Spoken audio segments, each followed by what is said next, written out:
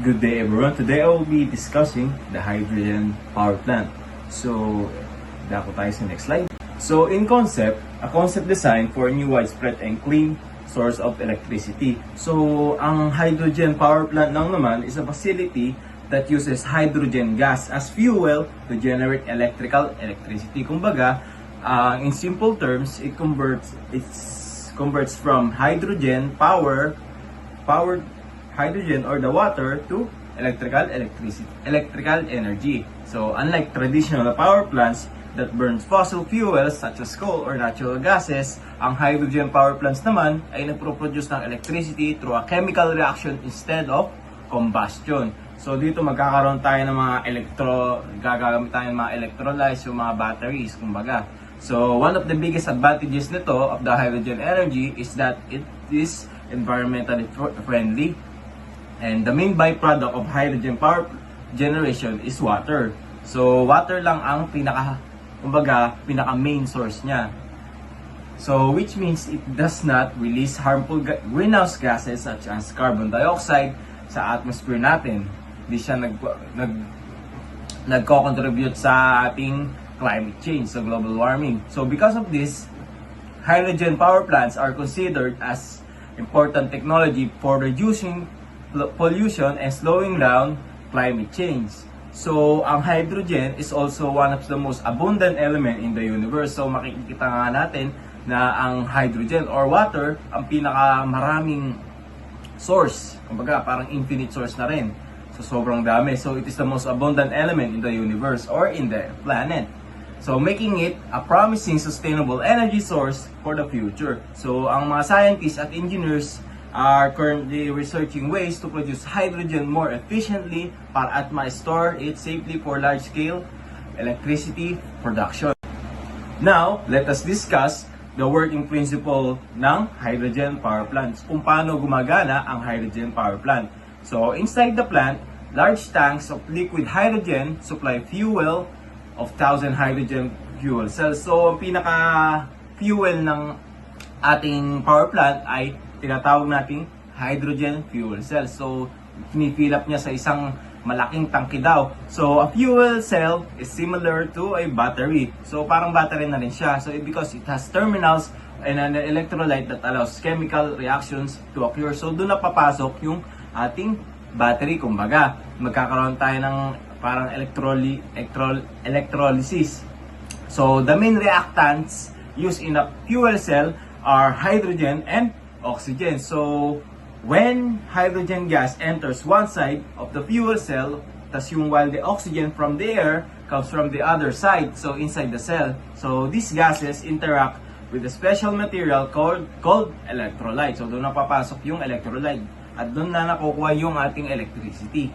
So, the electrolyte allows ions to move between electrodes, which creates a flow of electrons. So, sa external circuit natin, nagkakaroon siya ng flow of electrons na nagkakapag-produce ng electricity. So, at the same time naman, hydrogen combines with oxygen to form water as a byproduct. So, this means ang hydrogen or the water power plants are very clean compared sa ating mga fossil power plants. So, ang renewable energy talaga ang pinaka game changer sa ating dynamic world ngayon. So, ang electricity is generated by the hydrogen fuel cells nga. So, it is stored in the large industrial batteries or the large tanks. So, these batteries stores electrical energy until it is needed at doon na i-deliver sa mga substations, sa mga iba't ibang mga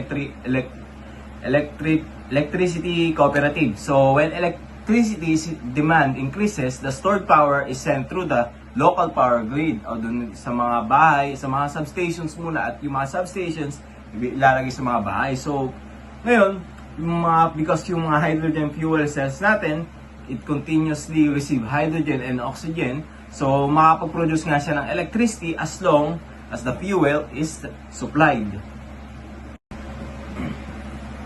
So, dito naman tayo sa mga battery parts and functions. So, to better understand the hydrogen fuel cells, kailangan natin ma-identify kung ano yung mga basic parts ng ating mga battery or similar to the battery. So, ang una, electrolyte. So the electrolyte is a chemical substance that allows electricity to flow by forming ions when dissolved in a liquid or melted form. Kumbaga, yun na yung resulta ng process ng paggawa. So the electrolyte plays a very important role because it allows ion, ang electrolyte daw ay nag-aalaw para makapag-flow yung mga ions to move between electrodes. So doon na nagkakaroon yung chemical reaction. Kumbaga, hindi siya parang resulta, kumbaga parang siya yung nagiging main component para gumana siya. So, ang examples naman natin mga electrolytes are yung mga ammonium chloride, zinc chloride, potassium hydroxide, lithium tin, phosphorus sulfide, and sulfuric acid. So, itong mga materials na to, it allows electrical conduction inside the fuel cell. So, next naman natin ay anode. So, the anode is the negative electrode of the battery cell. Kumbaga yung negative side ng isang battery. So it is similar to battery nga. The anode, hydrogen molecules is split into protons and electrons. So the electrons travel through the external circuit producing electricity. Ngayon, meanwhile, yung mga protons naman natin ay nagpapass through sa electrolyte para ma-reach yung cathode. So ang example lang naman dito ay mga anode materials include zinc and metallic lithium and mga lead. Yun yung mga nakikita natin sa mga, alam mo yung mga lumay na cellphone, yung mga Samsung na maliliit, yung makikita nyo yung battery nila, it is made out of lead or mga ibang anode materials. So the anode undergoes a process called oxidation, which means, in simple terms lang naman, nagre-release ito ng electrons. So ang oxidation ay nagre-release ng electrons. So cathode.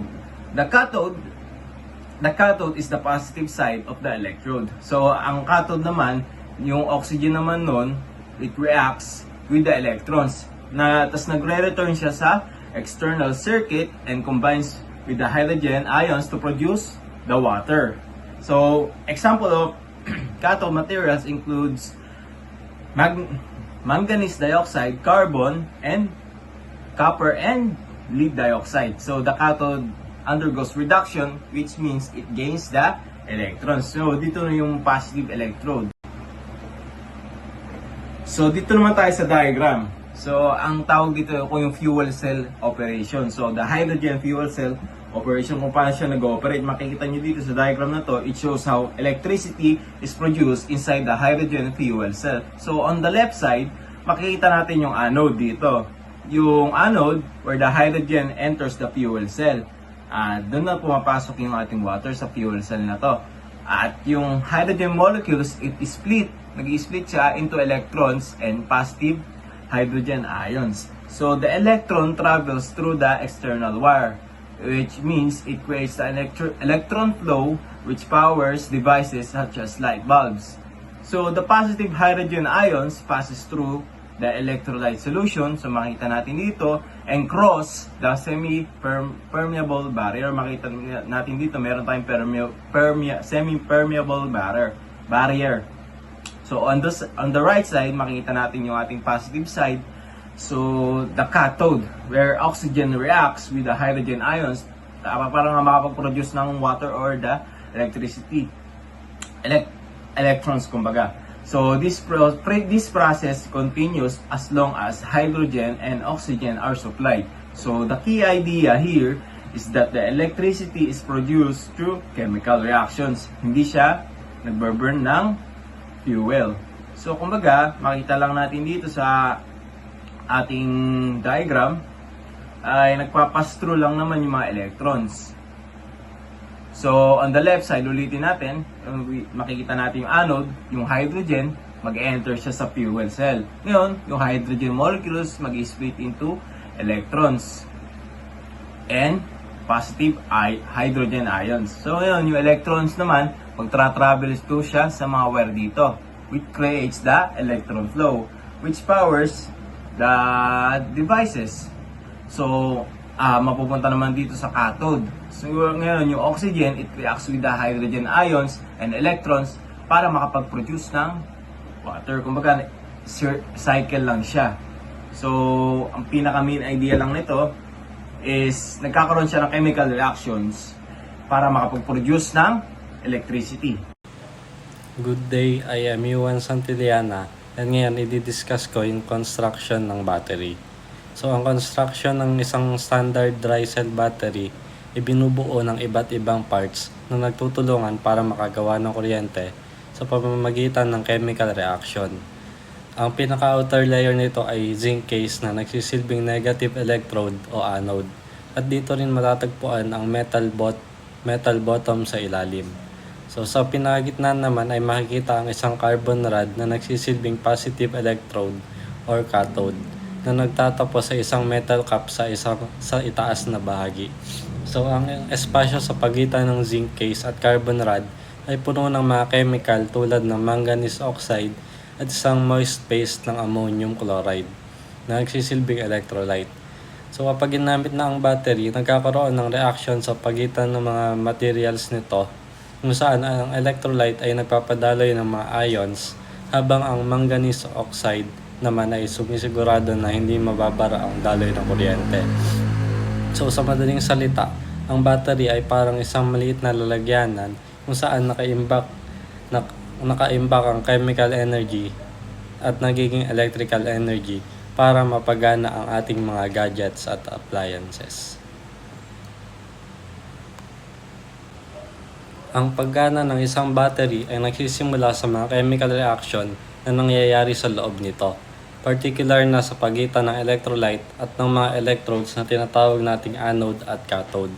So sa side ng anode o yung negative terminal, nagkakaroon ng reaction na nagre-release ng sobrang daming electrons at dahil dikit-dikit sila doon, nagtutulakan ang mga ito dahil gusto nilang lumipat sa lugar na mas kaunti ang electrons. So ang target nila ay makapunta sa cathode or sa positive terminal dahil doon naman ay may reaction na handang tumanggap sa kanila. Pero hindi pwedeng dumiretso sa loob mismo ng battery dahil may separator na nagsisilbing harang.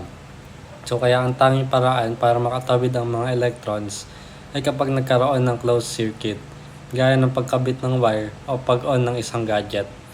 So kung saan mapipilitan silang dumaan sa labas na linya. Habang dumadaloy ang mga electrons na ito mula sa negative papuntang positive terminal, doon nabubuo ang kuryente na nagpapagana sa ating mga appliances at gadgets. Kaya hanggat may chemical reaction sa loob, tuloy-tuloy lang ang daloy ng energy na nagagamit natin. Ang battery na makikita natin sa image ay gumagamit ng simpleng chemistry para makagawa ng kuryente na nagpapatakbo sa ating mga gadgets. May tatlong main components ito, ang zinc, manganese dioxide, at ammonium chloride na nagsisilbing electrolyte sa loob. So kapag naka-on ang device, ang zinc ay naglalabas ng electrons, ito yung dumadaloy na kuryente. So habang ang manganese dioxide naman ang sumasalo sa kanila sa kabilang side. So habang nangyayari ang prosesong ito, may nabubuong ammonia at hydrogen gas sa loob na pwedeng magdulot ng sobrang pressure, kaya kailangan itong ma-absorb agad para hindi sumabog o masira ang battery. So gagawa ng paraan ang mga chemical sa loob, gaya ng pag-convert sa gas para maging tubig or solid, para lang manatiling safe at tuloy-tuloy ang pagbigay nito ng power sa atin hanggang sa maubos na talaga ang charge nito. Ang hydrogen fuel cell ay isang technology na nagko-convert ng chemical energy mula sa hydrogen para maging kuryente. At ang pinakamaganda dito ay tubig lang ang nilalabas niyang waste product, kaya eco-friendly talaga siya. So base sa diagram, nagsisimula ang proseso kapag pumasok ang hydrogen gas sa side ng anode kung saan nahatiin ito ng isang catalyst para maging protons at electrons. Yung protons ay dadaan sa gitna o sa tinatawag nating proton exchange membrane. So habang ang mga electrons naman ay kailangan dumaan sa isang external circuit na siyang bumubuo ng kuryente para mapagana ang mga gamit o sasakyan. So sa kabilang side naman o sa cathode, magtatagpo ang mga protons at electrons kasama ang oxygen mula sa hangin para mabuo ang water vapor na lumalabas sa system. So simple lang ang logic niya. Gumagamit lang tayo ng hydrogen at oxygen para makagawa ng energy nang hindi kailangan sumunog ng kahit anong fossil fuel. Kaya naman itinuturing itong isa sa mga susi para sa mas malinis na kinabukasan pagdating sa renewable energy. Ang fuel cell vehicle ay isang kotse na gumagamit ng hydrogen gas bilang fuel instead na gasoline. So sa loob ng system, dadaan ang hydrogen sa isang anode kung saan nahatiin ang mga molecules nito gamit ang isang platinum catalyst para maging positive ions at electrons. Ang mga electrons na ito ay hindi makakadaan sa gitna o sa PEM, kaya mapipigilitan silang dumaan sa isang external circuit na siya nagkakreate ng kuryente para mapatakbo ang motor ng sasakyan at mapailaw ang mga electrical parts nito. So habang nangyayari ito, ang oxygen naman mula sa labas ay papasok sa cathode side para makipag-meet sa mga hydrogen ions at electrons na dumadaan sa circuit. Dahil sa reaction na ito, ang tanging waste na lalabas sa exhaust pipe ng sasakyan ay malinis na tubig lang. Kaya sobrang eco-friendly nito at walang usok na nakakasama sa kalikasan. So now ay proceed naman tayo ngayon sa working principle ng hydrogen fuel cell. So ang hydrogen fuel cell ay maihahalin tulad sa isang battery na nakakapag-produce ng electricity and heat. Ngunit, hindi ito nauubos hanggat may supply ng hydrogen at oxygen. At binubuo ito ng dalawang electrodes na tinatawag na anode at cathode na may electrolyte sa pagitan. Sa anode, hinahati ang hydrogen sa protons at electrons, kung saan ang electrons ay dumadaan sa external circuit at lumilikha ng kuryente, habang ang protons naman ay dumadaan sa electrolyte papunta sa cathode. So, sa cathode, nagsasama ang protons, electrons at oxygen upang makabuo ng tubig at init bilang mga output ng system. So, dahil dito, ang hydrogen fuel cell ay nakakapagbigay ng tuloy-tuloy na kuryente. So, hindi na ito nangangailangan ng recharging at may ituring ito na environment friendly dahil tubig lamang ang pangunahing byproduct nito. So, sa next slide naman, ipapakita ang kumbaga yung summary ng kung paano nga ba yung gumagana ito, yung proseso ng hydrogen fuel cell. So ngayon, sa prosesong ito, ang hydrogen ay pumapasok sa anode habang ang oxygen naman ay pumapasok sa cathode. At sa tulong ng platinum catalyst ay hinahati ang hydrogen atoms sa protons at electrons. Ang mga protons naman ay dumadaan sa proton exchange membrane o PMM na isang espesyal na material na napapadaan lamang ng positively charged particles habang hinaharangan ang electrons. So, dahil dito, ang electrons ay napipilitang dumaan sa external circuit na siya ang nagpo-produce ng electric current.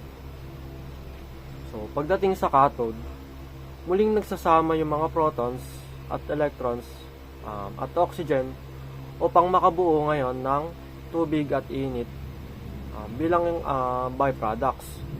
So, sa madaling salita, ang prosesong ito ang dahilan paano nakakagawa ng kuryente ang hydrogen fuel cell.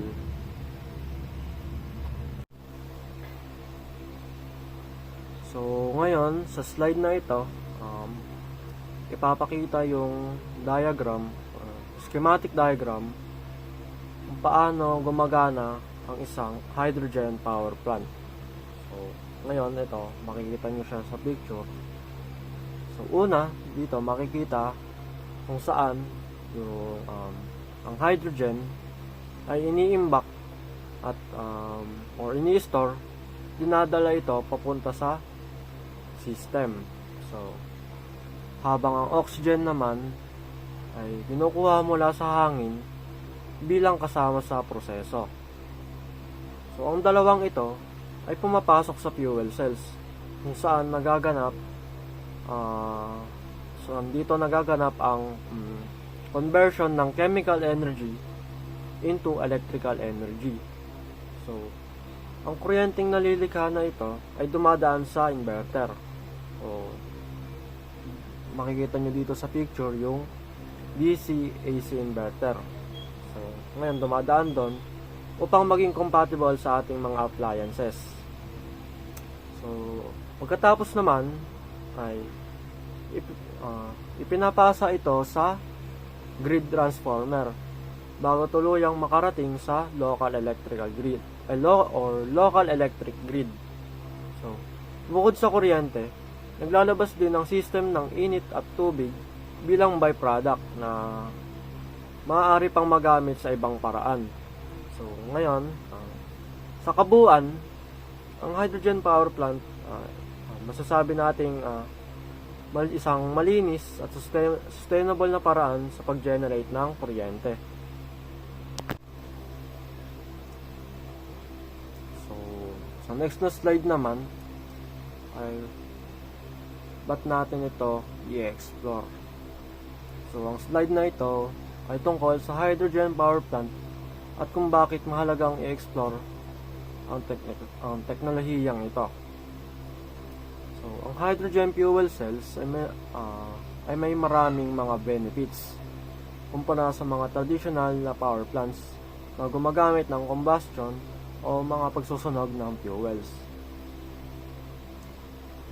Ang hydrogen ay isang napaka-efficient fuel source dahil mas marami itong energy na kayang i-produce kumpara sa mga gasoline kahit mas kaunti ang ginagamit. So, ibig sabihin, kung pareho ang laki ng storage nila, ang hydrogen ay nakakapagbigay ng mas mahabang range o mas malakas na power kaysa sa gasoline engine. So, bukod dito, isa sa mga pinakamahalagang advantage nito ay ang mababang emissions. Dahil ang hydrogen fuel cells ay tubig lamang ang inilalabas bilang byproduct. Kaya wala itong carbon dioxide at wala ring air pollutants na nagdudulot tulad ng smog at mga iba pang mga problema sa kalusugan. So, dagdag pa rito, mas tahimik ang operasyon ng fuel cells. Dahil nga lang mas kaunti yung mga moving parts nito kumpara sa mga traditional engines. So, overall, ang hydrogen power ay masasabi nating malinis, efficient at environment friendly na solution. So, na pwede nating o maaari nating gamitin sa future para sa mas sustainable na energy system. So, hindi ito naging popular na gamitin dahil most of it produced through stream reforming, which is expensive, and nagre-release ito ng greenhouse gases, making it less environmental friendly. Producing clean hydrogen is still costly and inefficient, while storing and transporting hydrogen is difficult and requires special equipment. There is also lack of infrastructure such as production facilities and fuel station. And next is the hydrogen production of water. Dahil sa cleanest method of producing it, which is electrolysis, is still expensive and requires a large amount of electricity, making it less practical compared to the other energy resources. And then the cost of fuel cells, they are still expensive to produce, especially since many designs use platinum as the key catalyst materials. So platinum is costly and limited, which raises the overall price of fuel cells. Next is the hydrogen storage. Because of storing is very difficult due to its low energy density, which means it must be highly compressed and liquefied. Liquefied to be useful as a fuel.